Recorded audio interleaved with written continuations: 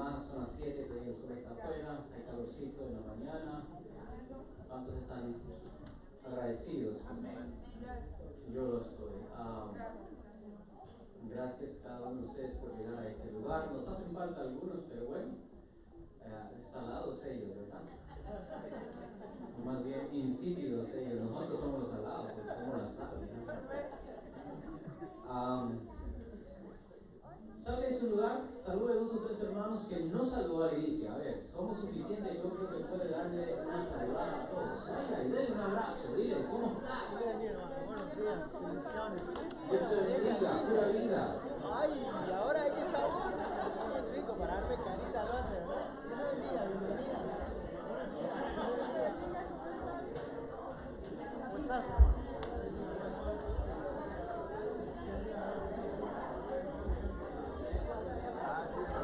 Bendiciones a todos los que no alcanzamos.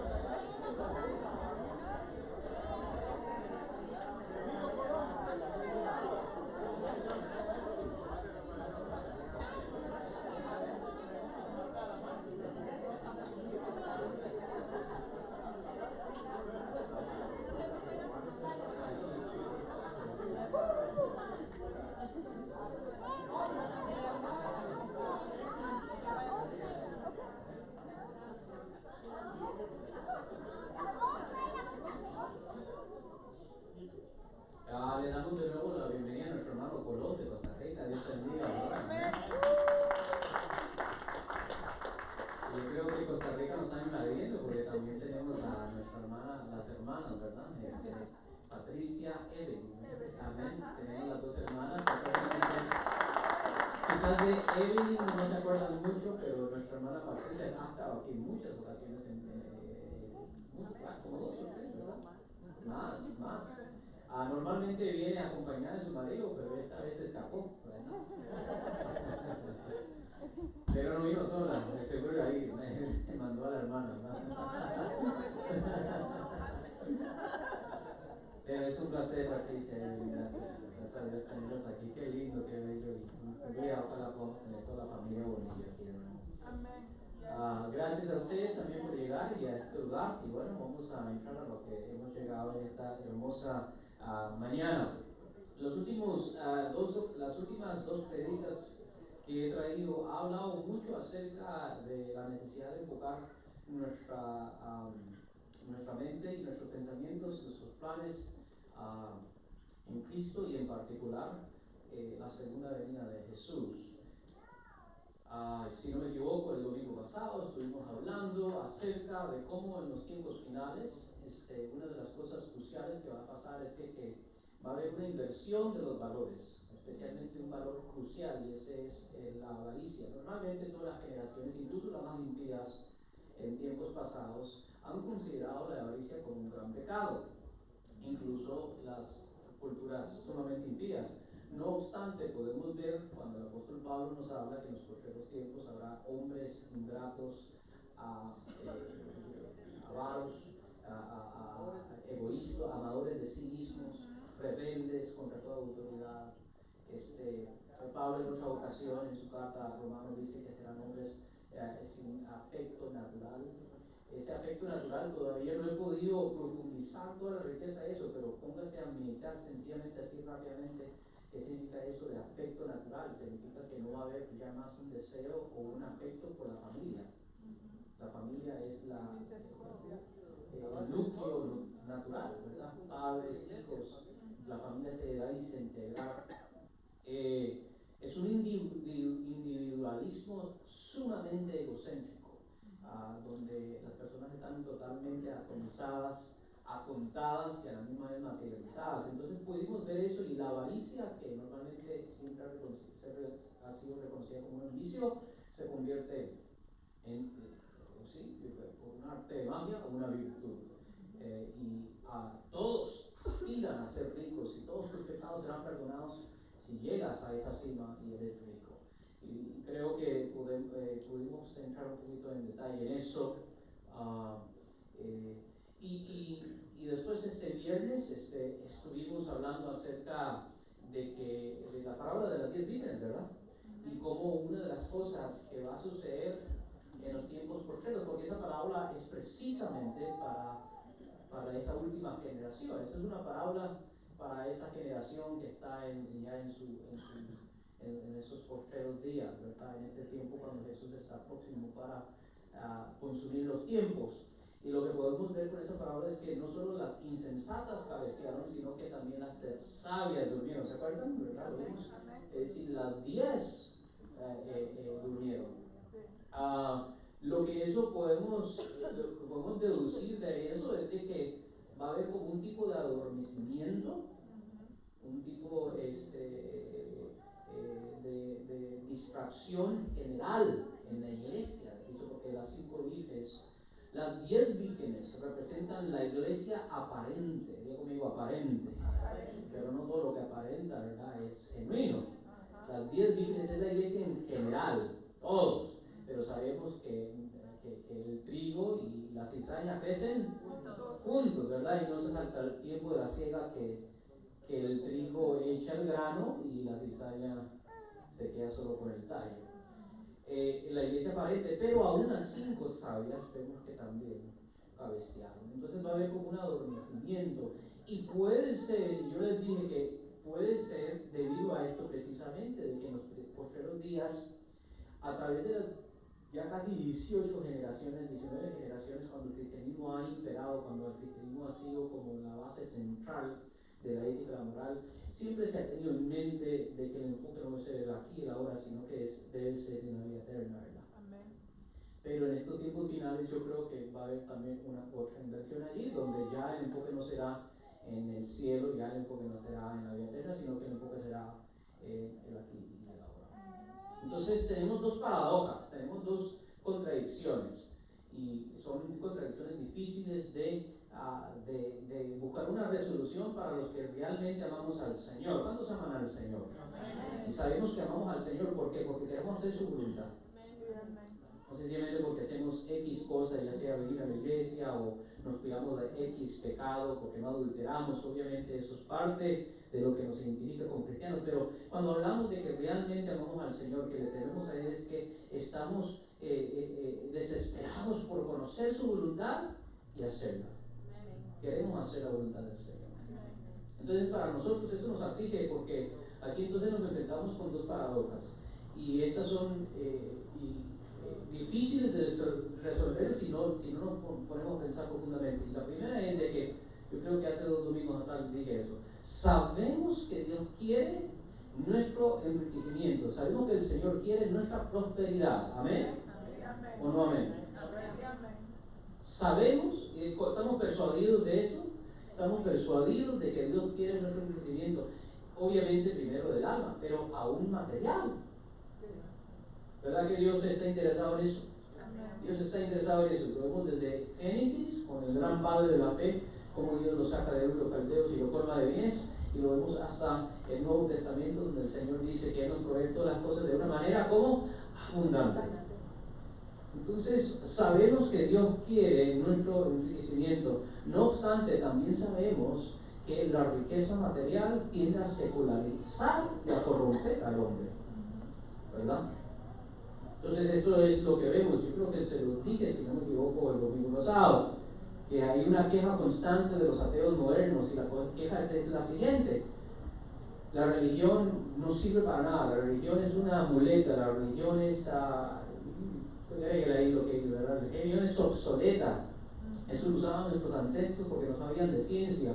Solo miren los países nórdicos, mire Suiza, mire Suecia, mire Finlandia, los países más desarrollados. Allí la mayoría son ateos, ¿verdad? Y entonces nos dicen eso a nosotros, ¿verdad? Entonces uno puede caer en error, pero no es así. Esos países fueron los enclaves de la Reforma Protestante. Incluso Ginebra, Suiza, era la ciudad donde Juan Calvino estableció la supuesta ciudad de Dios. Esos lugares están saturados del cristianismo. Los partidos políticos, por ejemplo, si usted va a partidos políticos, todavía se llaman por nombre cristiano. Por ejemplo, el Partido Social Cristiano, ¿verdad? Ahora, que crean ya es otra cosa, pero se quedó todavía el residuo, ¿verdad? Es decir, que esos países eran sumamente, y todavía lo son. Por ejemplo, el país, uno de los países que se consideran más secularizado, más ateo, Finlandia se me olvida, pero es como un 30% de no religiosos, pero todavía la gran mayoría, 60 y más, todavía se consideran cristianos. No es que porque yo soy ateo y tengo menos necesidad de religión, me voy a enriquecer más. Al contrario, es porque creemos en Dios, adoptamos sus principios y eso produce ¿qué? Enriquecimiento. Es decir, los principios de Dios funcionan. ¿Lo creen o no lo creen? Los principios de Dios funcionan. ¿Por qué funcionan? Porque, por ejemplo, Dios nos dice no adulteremos, ¿verdad? No adulteremos, ¿verdad? ¿Qué pasa en una sociedad que respeta ese mandamiento? Bueno, las familias están intactas, hay menos niños huérfanos, hay más familias estables, y más familias estables, ¿qué significa? Una comunidad más estable. No sé si van a entender. La Biblia dice no matarás. Si la sociedad respeta ese mandamiento, ¿qué va a pasar? Usted puede dejar las puertas, o no robarás, usted puede dejar las puertas sin llave. ¿Por qué? Porque la ética cristiana se ha permeado tanto en la conciencia de la gente que realmente ya ni necesidad de que las policías usen pistolas. No sé si van a entender. Entonces, los principios de Dios tienden a enriquecer a las sociedades, tienden a enriquecernos, tienden a prosperarnos. Y usted lo va a ver, usted puede ver en la historia. Pero la prosperidad tiende a ¿qué? A corrompernos. Lo dijo Alfonso, ¿verdad? ¿Verdad que lo dijo Alfonso ahorita cuando estaba cantando? ¿Verdad? Lo dijo rápidamente, quizás no de esta manera, pero lo dijo, ¿verdad? Cuando él dijo, aquí todos, hasta el más ateo, cuando está cruzando el Sonora, ¿verdad? O el desierto de Texas. Cuando está cruzando el río Colorado y lo único que ve es desierto, ¿verdad? Y la migra, ¿qué? Ahí, Dios mío, se hace un devoto adorador. ¡Oh, Dios! Si me llevas a tal lugar, yo te serviré el resto de mi vida. Pero ¿qué pasa? Llegan aquí, vienen a la iglesia 1, 2 semanas, a los más que duran 1, 2 meses, pero cuando comienzan a hacer billetes, allá en sus países ganaban ¿qué? ¿Al día cuánto se ganaba allá? A ver. $5. Y aquí a la semana uno ¿cuánto está ganando? 400, 500, hasta más. Como que ya la necesidad de Dios, ¿qué? Ya como que Dios, ya como que perdió peso la fe, perdió peso Dios, como que ya Dios no me es muy beneficioso. Y ese es el problema de la prosperidad económica, que tiende a secularizar al hombre, tiende a corromper al hombre, y por eso es que vemos a través de toda la Biblia que las sociedades más prósperas fueron las sociedades que se corrompieron más, comenzando con Sodoma y Gomorra. Sodoma y Gomorra eran ciudades sumamente prósperas. Si estuviéramos en esos días, más de uno de aquí, incluyendo mi persona, hubiéramos decidido vivir allí, porque ahí estaba el comercio, ahí estaba el trabajo, ahí estaba el empleo, ahí estaban las mejores escuelas. No sé si van a entender. Igual Babilonia, igual Egipto, igual todas estas grandes ciudades. Pero quiero que entienda eso, Dios sí quiere nuestro enriquecimiento. El problema es ese, de que nuestra prosperidad material tiende a secularizarnos.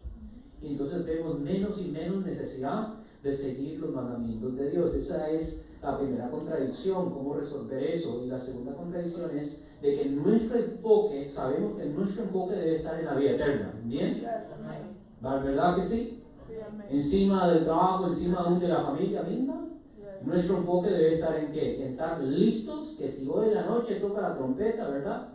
Estamos listos. E independiente de cuáles sean las interpretaciones, que no entre eso en detalle el viernes para no confundirlos, porque hay diferentes interpretaciones acerca de los tiempos finales. Algunos piensan antes del rapto, otros piensan, no importa, lo importante es que usted esté listo. Que usted esté, porque ya sea que Dios se encuentre con usted o que la muerte se encuentre con usted, tenemos que estar siempre listos. Entonces nuestro enfoque siempre debe estar en la vida eterna, no pegarnos aquí. Jesús claramente nos dijo, ¿de qué vale que el hombre que ganaste todo el mundo y pierde? Más. y nos dio la famosa parábola de Lázaro, ¿verdad? Del pobre, ¿verdad? Nos dio ese contraste de un pobre mendigando en las calles y un rico, ¿verdad? Disfrutando su vida, pero al final, ¿quién ganó? El pobre. Entonces, obviamente, esto nos enseña y nos alienta y nos motiva, nos exhorta a, sobre todas las cosas, los proyectos humanos, los proyectos económicos, etcétera, etcétera, tener siempre eso en mente, que nuestro enfoque es nuestra santidad, nuestra preparación para el día que nos encontramos con Dios.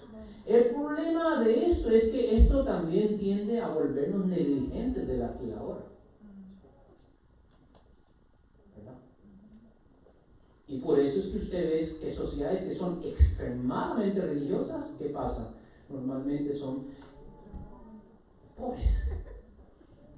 Vemos lo opuesto. Extremadamente religiosas. No dije cristianas, extremadamente cristianas, porque hay muchas personas que son cristianas, pero tienen esa balance, sino que estoy hablando de un tremendo, enfatizan solamente el cielo. Yo he estado en iglesia, yo no sé si usted ha estado así o quizás lo criaron así. No quiero ofenderlo a usted, no quiero ofender su ex pastor, porque ese ex pastor ahora sí yo soy su pastor. Eso parece ya totalitarismo, ¿verdad? Eso ya parece como... Pero yo he estado en iglesia y yo he estado en culturas, y eso tiene que ver más con un valor cultural donde hasta estudiar mucho he visto mal.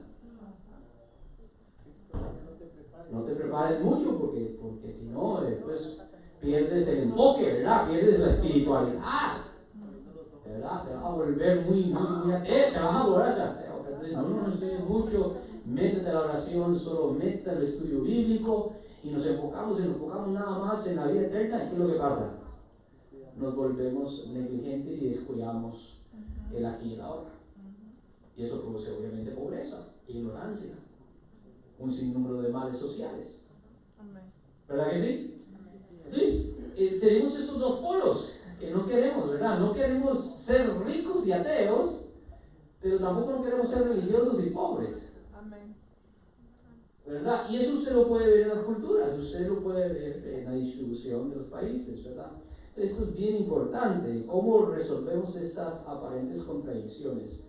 Viendo mis notas, noto que el año pasado, durante este mismo mes, el 4 del mes pasado, prediqué acerca del tema con el título Una economía cristocéntrica. Yo no sé si ustedes se acuerdan.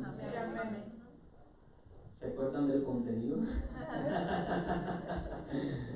No les culpo, tampoco yo me acordaba mucho.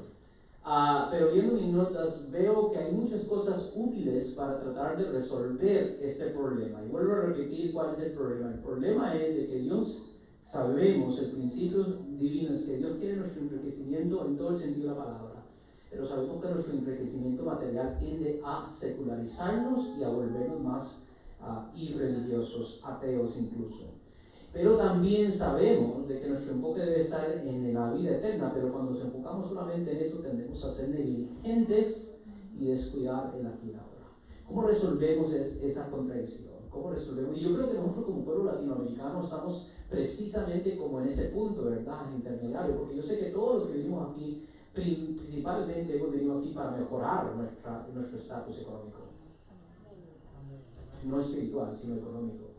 Porque hemos experimentado en carne propia lo que es la pobreza y la pobreza incómoda. ¿Verdad que sí? La pobreza es no lo creemos. Y es decir, que Dios mismo ha puesto en nosotros ese deseo y ese instinto innato de querer desarrollarnos, pero también sabemos que muchos al venir aquí, como acabamos de mencionar, ¿qué pasa?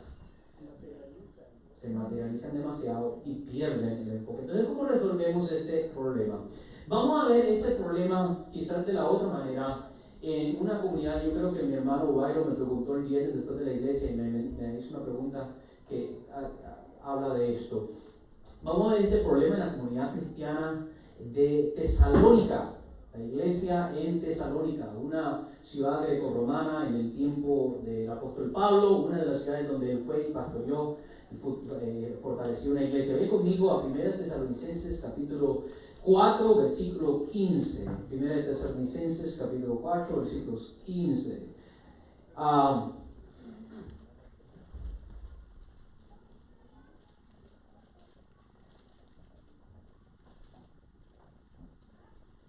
Cuando lo tengan, digan amén.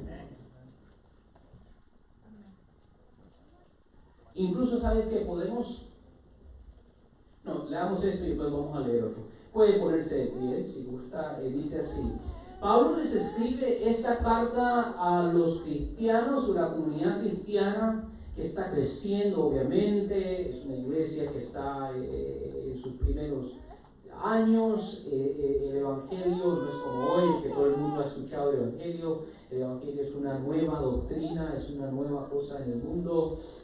Pablo estuvo allí y vuelve a escribir. Ahora, la mentalidad de los primeros cristianos, la esperanza, la fe, la convicción es de que la venida de Cristo era eminente, que estaba a la vuelta.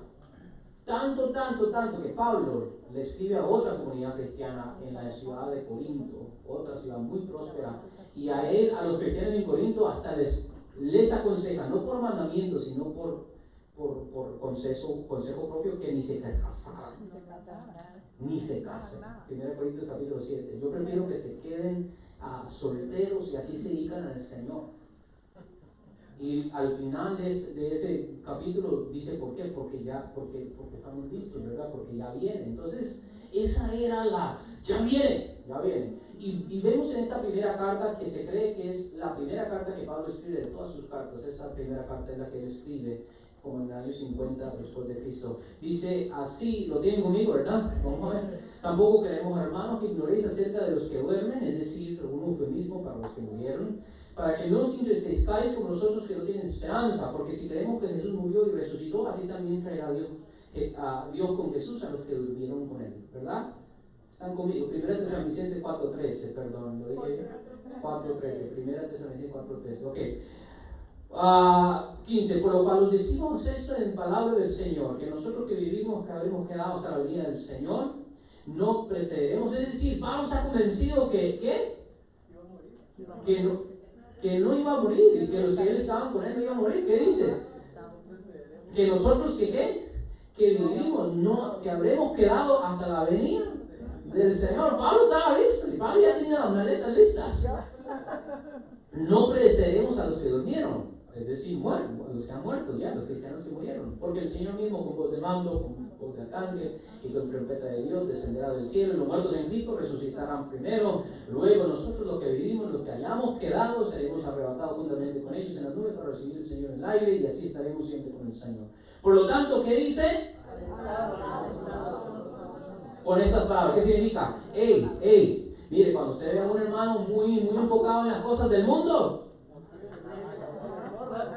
dígale, la venida de Cristo está cerca, yo no sé, estás trabajando mucho, ¿verdad que sí? Sigue escribiendo en el capítulo 5, si lo quieren. Pueden tomar asiento, hermanos, pueden tomar asiento. Sigue diciendo en el capítulo 5, dice así: pero acerca de los tiempos y las ocasiones no tenéis necesidad, hermanos, de que yo os escriba, porque vosotros sabéis perfectamente que el día del Señor vendrá así como ladrón en la noche. Que cuando digan paz y seguridad, entonces vendrá sobre ellos destrucción repentina como los dolores a la mujer en cita, y no escaparán. ¿Por qué dice eso él? Porque acuérdense que con el comienzo del imperio romano, y esto es algo, creo, muy profético, algo que obviamente no tenemos hoy el tiempo para ahondar, pero por ejemplo, cuando Jesús nació, es precisamente cuando Roma estaba en su transición de república a imperio.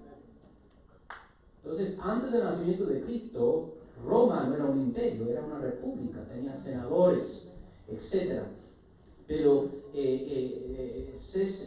Augusto César se vuelve el primer emperador, y es precisamente el emperador cuando Jesús nace.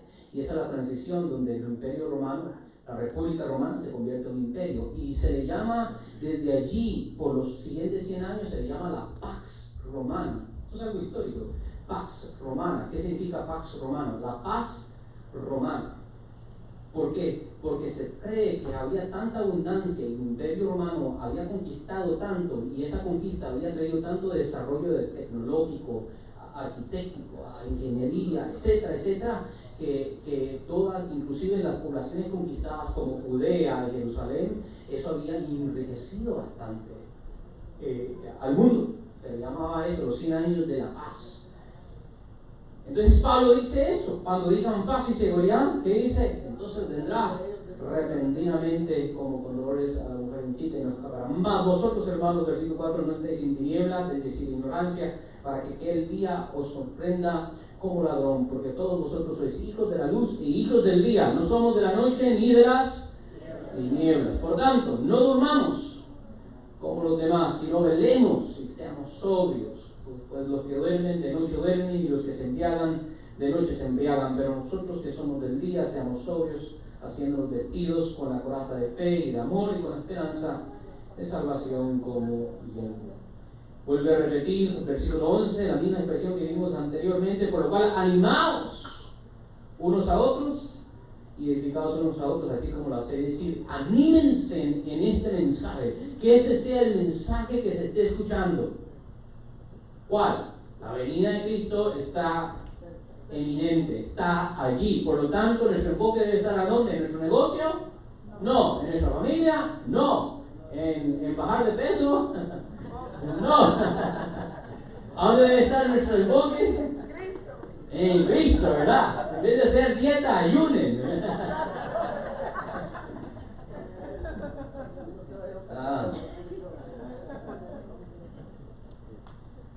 Ok, Pablo se retira ahí como en el año 50 después de Cristo. 4 años después escucha el reporte de la iglesia tesalónica y escucha que muchos en la iglesia habían renunciado a su trabajo habían renunciado a su trabajo. No, y no solo no habían renunciado, sino que no estaban trabajando. No estaban trabajando. Estaban ahí viviendo del uno al otro, no querían trabajar, no tenían sueños. ¿Por qué? Porque para ellos, ¿qué? Cristo viene. Eso ya viene. Incluso eso ha pasado con muchas sectas en estos últimos 100 años. Muchas sectas se retiran del mundo, no estudian, no nada, porque ya Cristo viene. Jim Jones fue uno de los más grandes, incluso al final se mataron, cometieron suicidio masivo. Pero bueno, la violencia se volvió vana. Ahora entonces, esto es como 4 años después, entonces vuelve a escribir Pablo. Vamos a ver qué vuelve a escribir Pablo. Ve conmigo a 2 Tesalonicenses capítulo 3. Esto es como 3 años, ¿verdad? Y el intervalo entre la primera carta y la segunda carta. Ve conmigo a 2 Tesalonicenses capítulo 3. Cuando tengan, digan amén. Alright, perfecto. Versículo 6, alright. Anteriormente el enfoque era ¿dónde? Cuando Pablo nos tenía ¿dónde enfocados antes? ¿En el negocio, en el trabajo, en la familia? No, ¿en qué? Ya Cristo viene pronto. Y ahora Pablo, yo creo que hasta el mismo Pablo quizás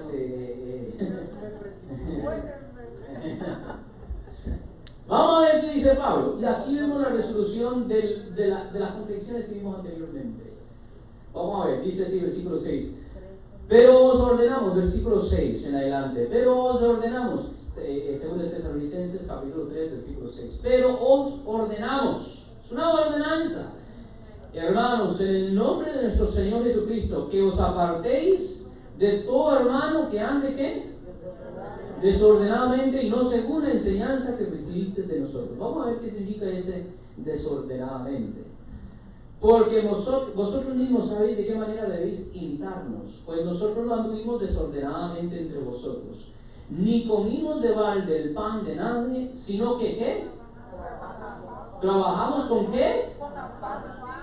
Y fatiga día y noche, para no ser gravosos a ninguno de vosotros. El apóstol Pablo trabajando, qué cosa más ridícula, ¿verdad? Pero sí, Pablo mismo estaba dando ejemplo de eso. De día y de noche trabajamos.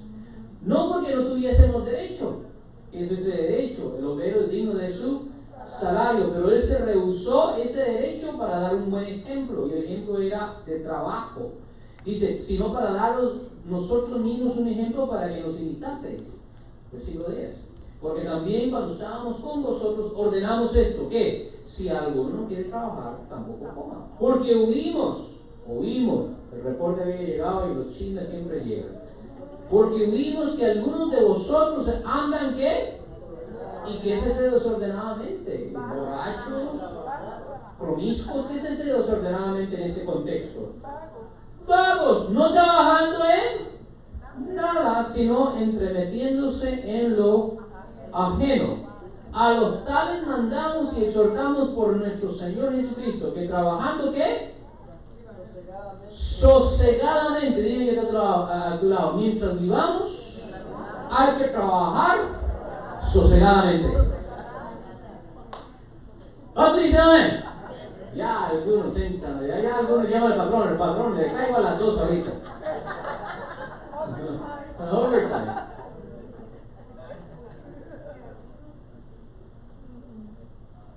¿Dónde estamos? Ahí. Que trabajando sosegadamente coman su propio pan. ¿Qué significa ese propio pan? Pan que ellos mismos se lo ganaron con su propio trabajo. Y vosotros, hermanos, no os canséis de hacer bien. ¿Qué significa eso? Que trabajamos, y vamos a ver ahorita más adelante, no solo trabajamos para nuestras necesidades, sino también para los necesitados. Y si alguno no obedece a lo que hicimos por medio de esta carta, a ese señaladlo y no juntéis con él. Dile que la vagancia es contagiosa. Dile, la vagancia es contagiosa. Sí, no. La vagancia es contagiosa. Esto es como la marihuana. Se pega el olor. Se pega el olor. Por eso andan juntos, ¿no? Apartados de él para que sea vergüenza, mas no lo tengáis por enemigo, sino amonestarle como hermano. Bueno, no lo echamos a la iglesia, pero no nos juntamos con él.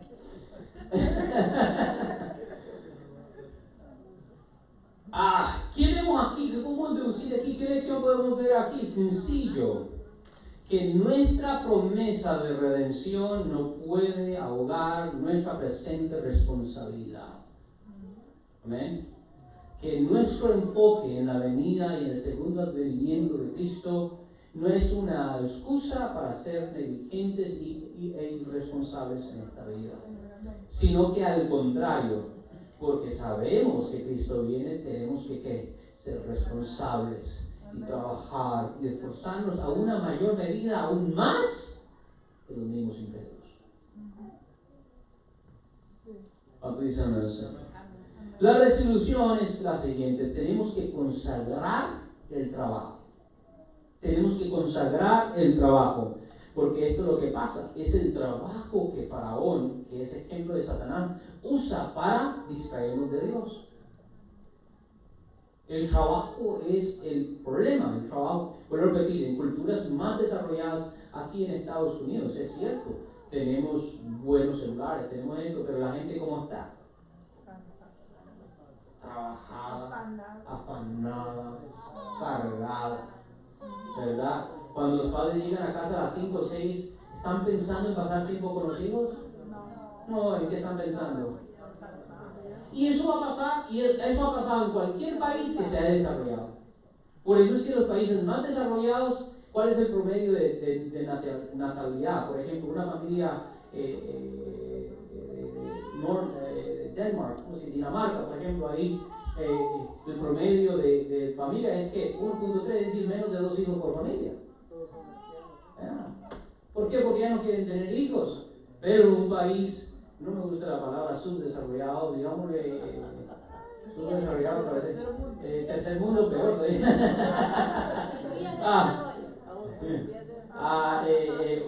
un mundo agrario, agrícola, no sé,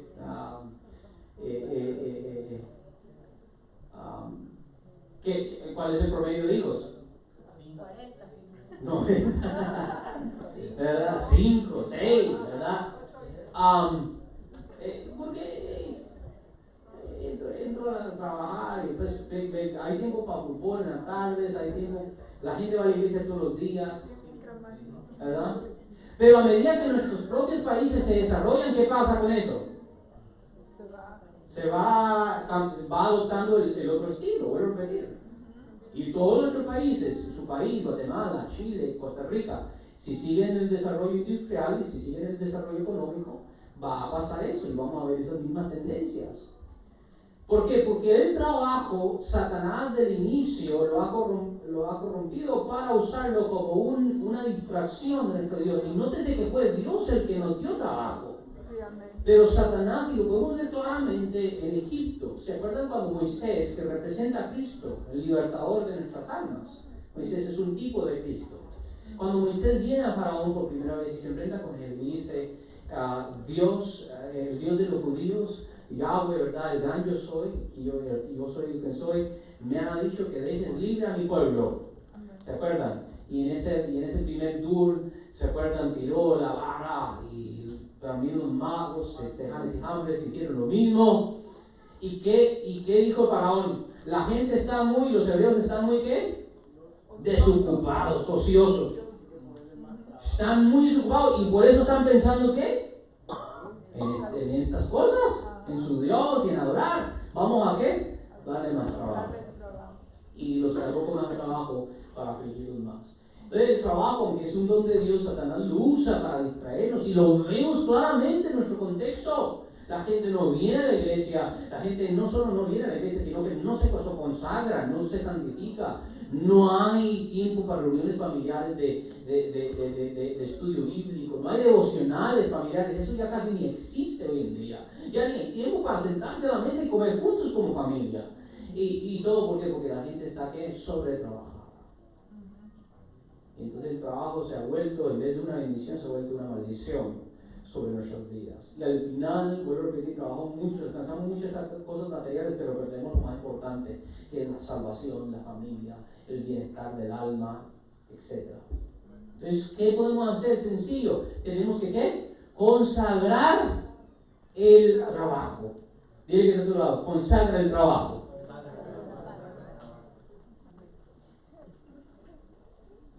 El trabajo, y aquí es donde entro las notas del año pasado, el trabajo es un acto sagrado, no secular, no cotidiano, no, es un acto sagrado.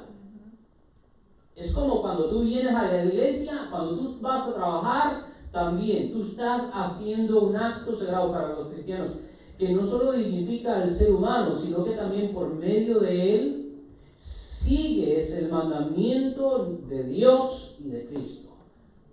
Sigues el modelo del mismo Dios que trabaja y es útil para su creación. ¿Cuántos dicen amén al Señor? Amén.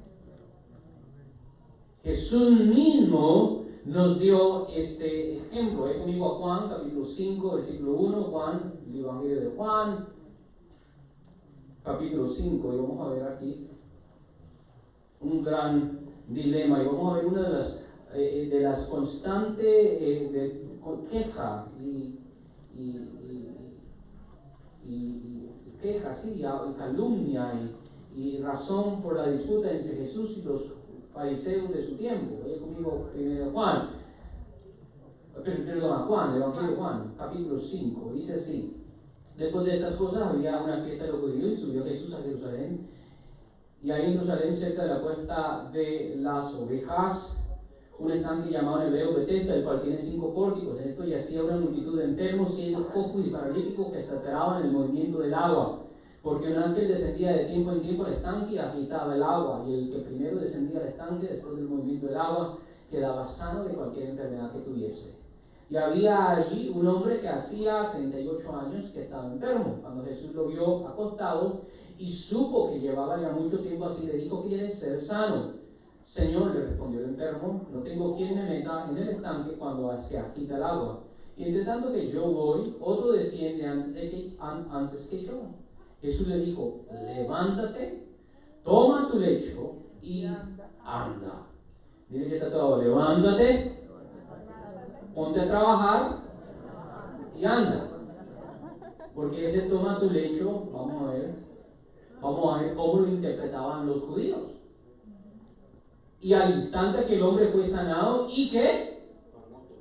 Y tomó su lecho y anduvo con el lecho en mano. ¿Y era qué? Era día cuando supuestamente había que ¿qué? Dejar el lecho, ¿verdad? Era día de reposo. Jesús no está haciendo el propósito. Jesús fácilmente pudo haber venido el viernes, el día antes, o el día después. No, ¿viene cuándo? El día de reposo.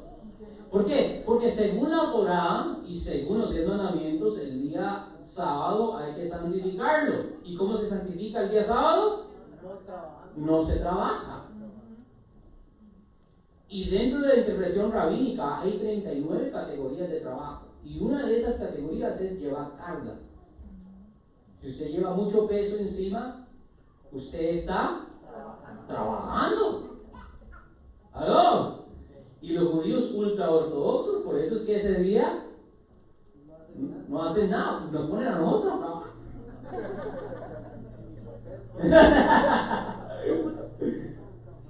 Nos ponen a nosotros, sí. Hágame eso, ¿verdad? Porque ellos se están quebrando ese mandamiento de... Ellos están santificando el día de reposo, ¿cómo? No trabajando. Jesús está santificando el día de reposo, ¿cómo? Trabajando.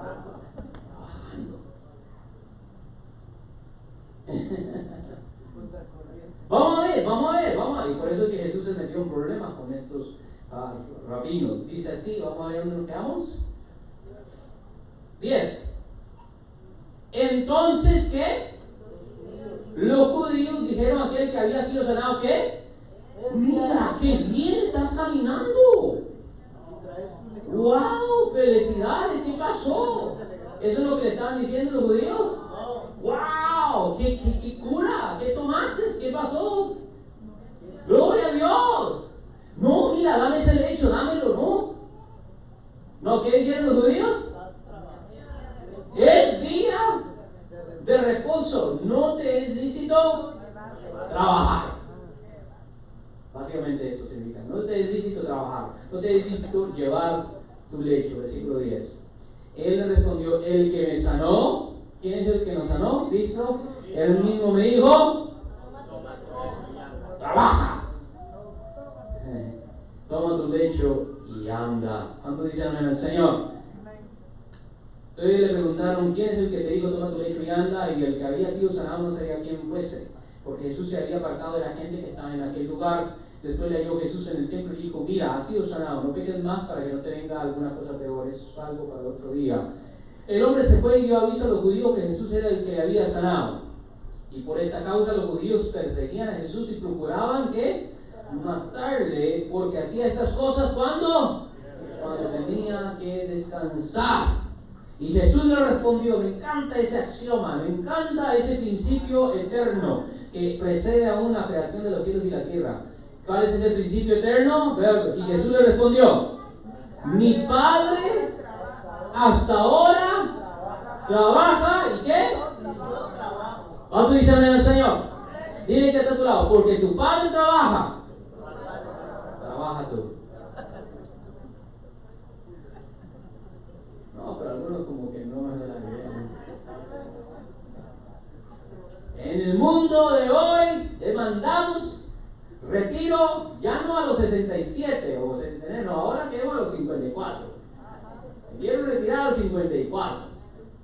Cuando al contrario vemos el principio bíblico que más bien los ancianos ¿qué? Seguían trabajando. Hoy en día ya ni los niños quieren trabajar. Estamos creando una generación de vagos, ¿verdad? 16, 17 años y todavía ni saben cocinar, ni eso, ¿sabes? Las mismas leyes no permiten eso. ¿Por qué? Porque hemos hecho del ocio un derecho. ¿El ocio es un derecho? Mira. La vagancia es supuestamente un derecho humano, yo tengo derecho al ocio. ¡No! Al contrario, el trabajo es un deber. Y un deber divino.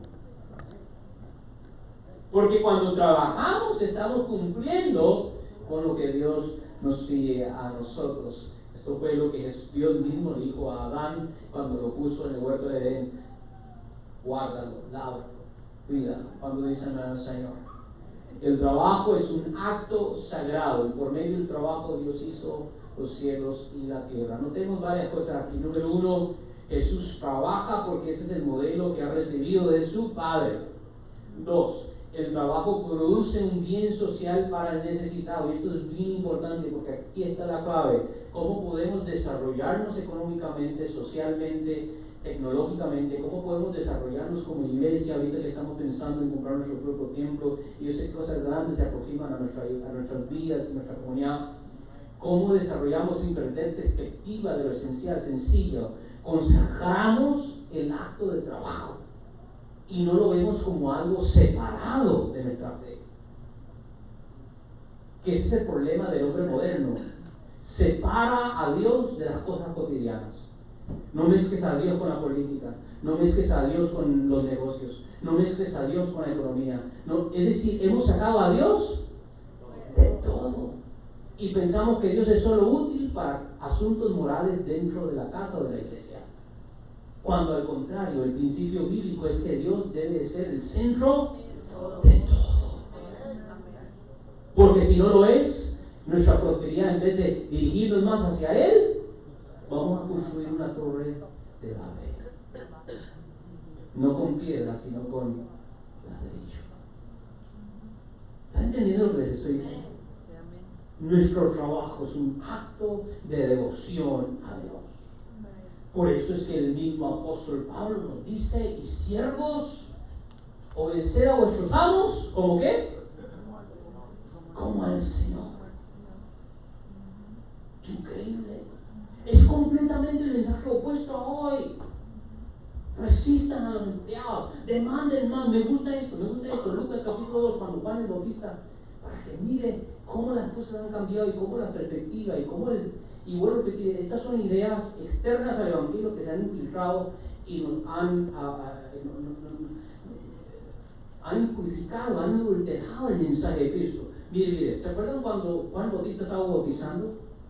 Juan el Bautista estaba bautizando antes de Jesús.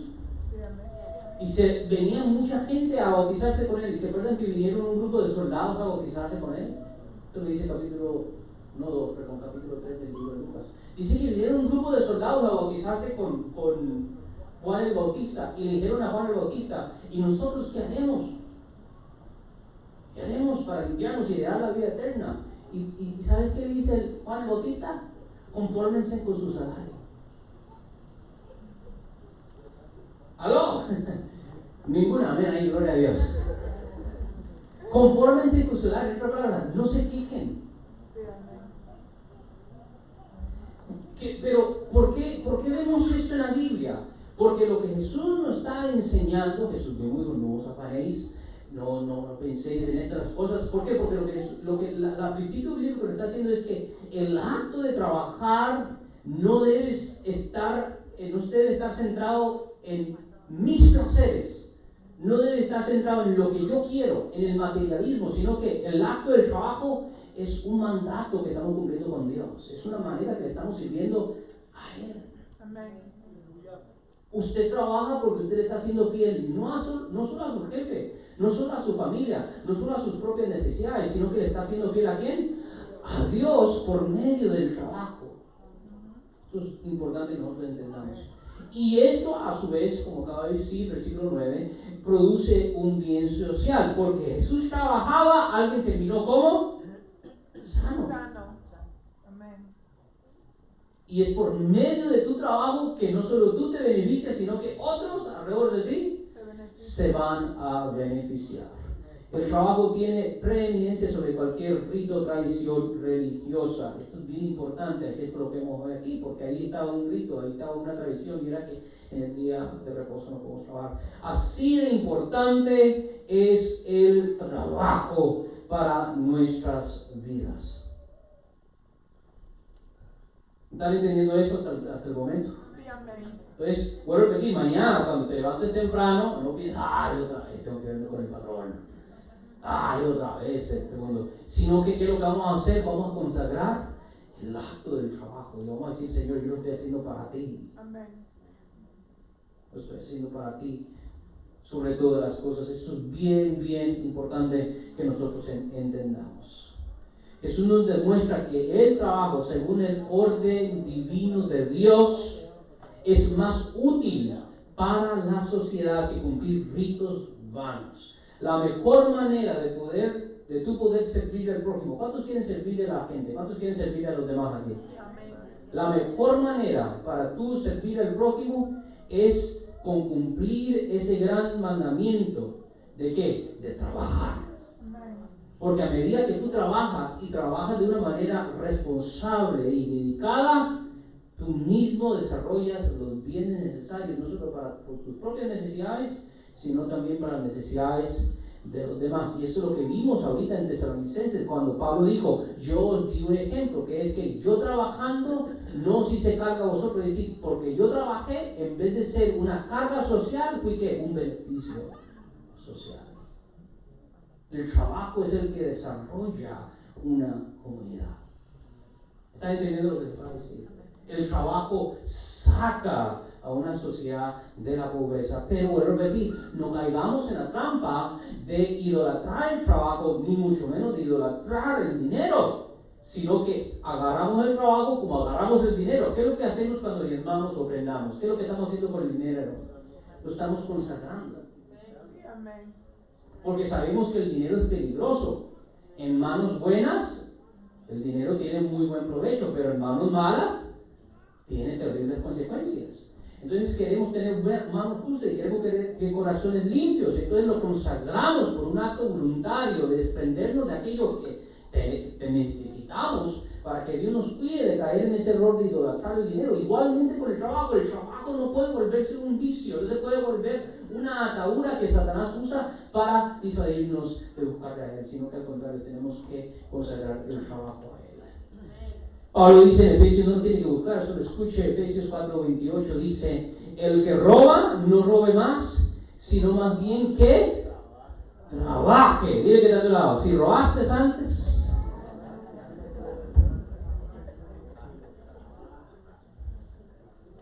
y el robo no es solo de una manera proactiva, sino también de una manera negligente. Por ejemplo, el muchacho que tiene 21 años, y tiene la salud para trabajar, y tiene la capacidad para trabajar, pero prefiere quedarse en casa jugando Nintendo, o no sé lo que hoy está, ¿verdad? Xbox, etc. Y viendo tele, o viendo Netflix, ahorita Netflix es lo más importante, ¿verdad? Lo más famoso.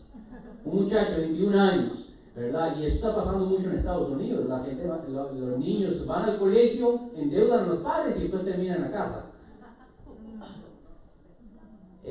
Porque agarran carreras que no son útiles y entonces al final no pueden encontrar trabajo con un bachelor's degree, ¿verdad? Y entonces tú pudiendo trabajar, tienes 21, 22 años, aunque tú no estés directamente robando, tú estás de una manera indirectamente robando, ¿verdad? ¿Por qué? Porque tus padres tienen que gastar en ti. Cuando tú fácilmente, en vez de sustraer, tú puedes ¿qué? Aportar. ¿Por medio de qué?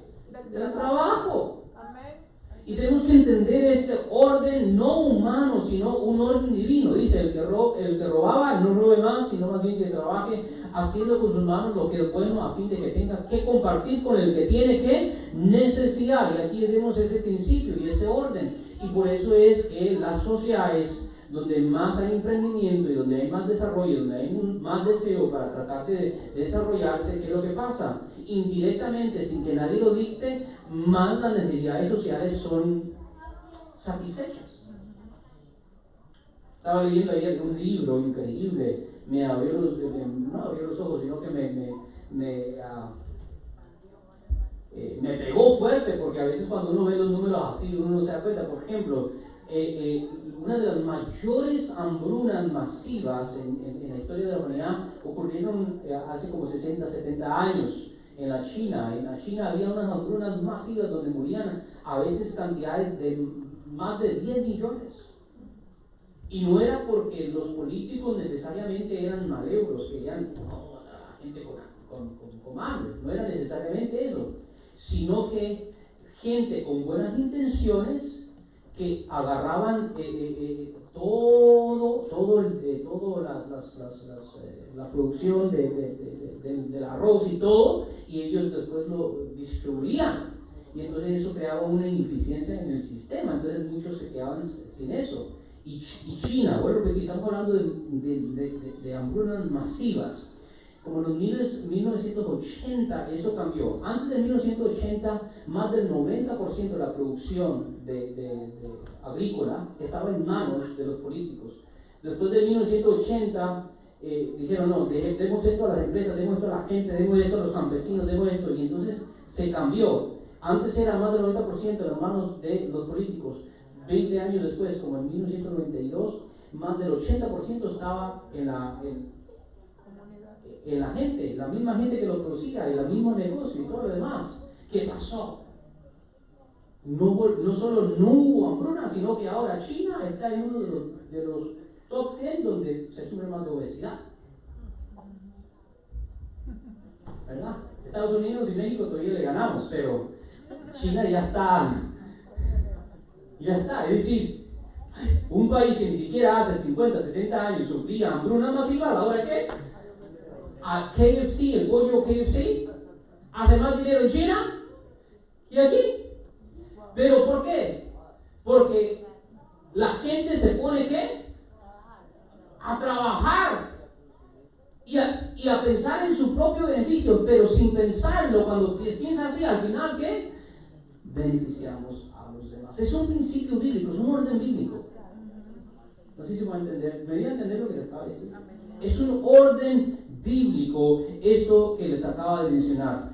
Según 1 Timoteo capítulo 5, uno dice, esto es otra exhortación, pero si alguno no provee para lo suyo y especialmente para los de su casa, ha negado la fe y es peor que el incrédulo. Tengo que terminar. Yo sé que algunos quieren llegar a la casa para trabajar.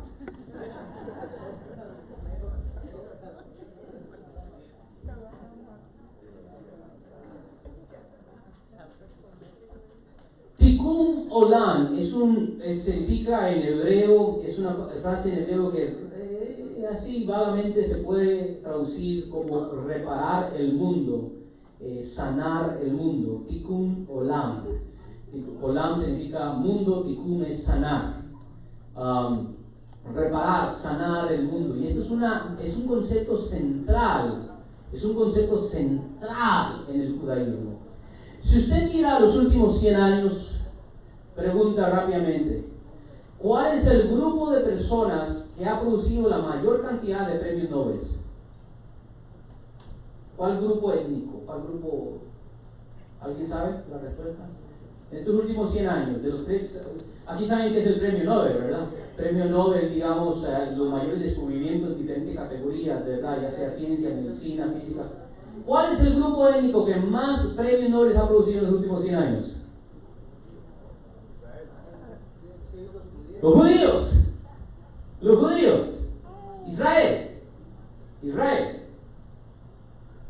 Y quiero que ustedes entiendan esto. ¿Por qué? Porque a ellos desde pequeños, aún a los seculares, a unos judíos bien seculares, se les enseña este principio de Tikkun Olam. ¿Y cuál es eso? Por medio de tu trabajo, no solo vas a proveerte para ti, sino también vas a proveer y vas a sanar el mundo.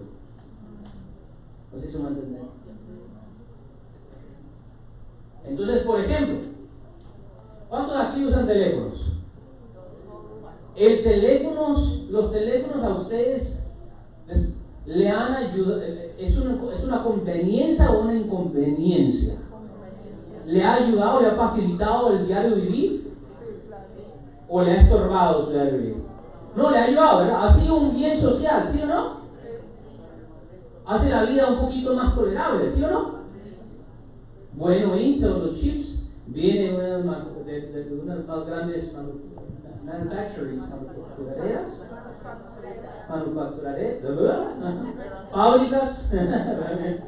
de Israel. Ahora, el que inventó ese chip, ¿cómo está?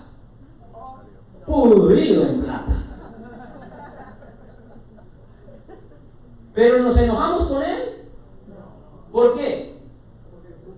Porque ganó él y ganamos todos nosotros.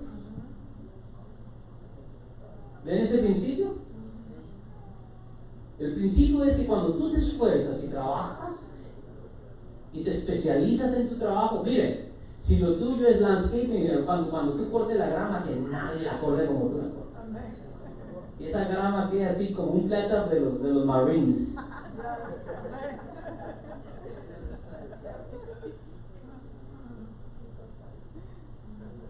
Pero hazlo bien. ¿Por qué? Porque lo estás haciendo ¿para quién? Para Dios. Tikkun Olam. Tú sabes que el trabajo y por medio del trabajo te dignificas tú. ¿Están entendiendo? Tikkun Olam. Y por eso es que Israel, una nación que no tiene ni siquiera 70 años, es la que ha producido un sinnúmero de bienes sociales, científicos, tecnológicos para el mundo entero. ¿Por qué? Por ese principio, Tikkun Olam, hay que reparar el mundo. ¿Están entendiendo? En fin, ¿qué les estoy diciendo, iglesia? Si ellos están de pie sobre el pacto antiguo, nosotros que estamos de pie ¿sobre qué? Sobre un mejor pacto. Miren que estamos sobre un mejor pacto. No es discriminación. Porque si un judío se quiere convertir, también se convierte. No hay discriminación. Solo estamos diciendo la verdad, que Cristo es un mejor pacto que Moisés. Que lo que sucedió en la cruz del Calvario es algo mucho más poderoso que lo que sucedió en el monte de Sinaí. Es un mejor pacto sobre el cual usted y yo estamos de pie. Por lo tanto, ejercemos la autoridad. Seamos conscientes del bien que Dios nos ha dotado, de la autoridad que Dios nos ha dado, y trabajemos, planifiquemos y desarrollémonos en eso. ¿Estás aquí? Sí, para que tú tengas tu casa. ¿Cuántos tienen su casa propia aquí? Ya algunos de ustedes lo tienen. ¿Cuántos alaban al Señor por eso? Que todos, yo le oro a Dios para que todos los miembros de la Rey tengan su casa propia. Pero ¿qué significa? Que con tu casa propia ahí tú tienes a alguien para que cuando venga a visitarnos, ahí ponemos al ministro. ¿Cuánto dicen al Señor? Que cuando de repente una mujer se le muere el esposo y está sin casa por 2 o 3 meses, ahí en el sótano tuyo, ¿verdad? La metemos. Es decir, entre más nos desarrollamos, más capacidad tenemos ¿para qué? Para bendecir a los demás. Ese debe ser el principio, ese debe ser, porque si es otro, si es, es que yo quiero mi troca nueva del año. Ahora, todo eso va a venir. No estoy diciendo que Dios no nos da para nuestros lujos. ¿A cuántos Dios le ha dado aquí para sus lujos? Pero lo que estoy diciendo es que cuando ponemos nuestro corazón en esas cosas, perdemos perspectiva de lo esencial y nos volvemos llenos de avaricia. Entonces, ¿entendamos el principio? ¿Lo entendemos? Vámonos de pie, vamos a hacer una oración. No significa que tienen que ir a trabajar, pero bueno.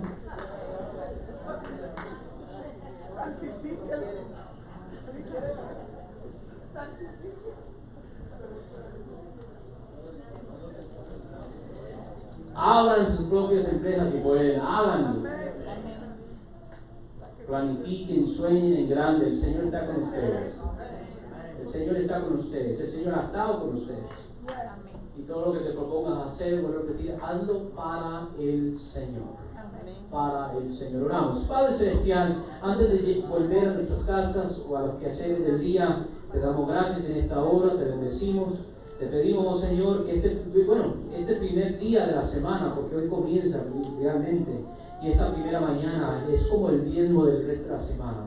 Te lo entregamos, te lo hemos dado, hemos venido, hemos adorado, hemos cantado, hemos orado, hemos meditado en ti y en tu palabra, hemos sido exhortados, oh Señor. Y queremos, oh Señor, que tú santifiques el resto de esta semana. Bendícenos con vida, bendícenos con salud, bendícenos con buenas noticias, oh Señor. Espanta al devorador. Espanta, oh Señor, a tu espíritu maligno que viene, oh Señor, a querer a minar lo que tú nos has dado. Te damos gracias, danos sabiduría, déjanos ver, oh Dios, déjanos tomar decisiones prudentes que nos traigan bien y no mal. Apártanos, oh Dios, de cualquier amistad, de cualquier compañía que puede, oh Señor, desviarnos por caminos no buenos. Bendecimos tu santo nombre, oh Señor, y te damos gracias. Y mientras tengamos vida y mientras estemos en esta tierra, Te pedimos, oh Señor, que nos fortalezcas para llevar a su cumplimiento todas las cosas que tú quieres que hagamos. Y obviamente, sobre todas ellas, nuestra santificación para que estemos listos para ti en cualquier día. Te damos gracias, oh Señor, en nombre de Jesús. Amén y amén. Que Dios los bendiga, hermanos. Pasen una feliz tarde, salúdense los unos a los otros. Nos vemos el martes en la oración y el resto nos vemos el viernes. Que Dios los bendiga, hermanos.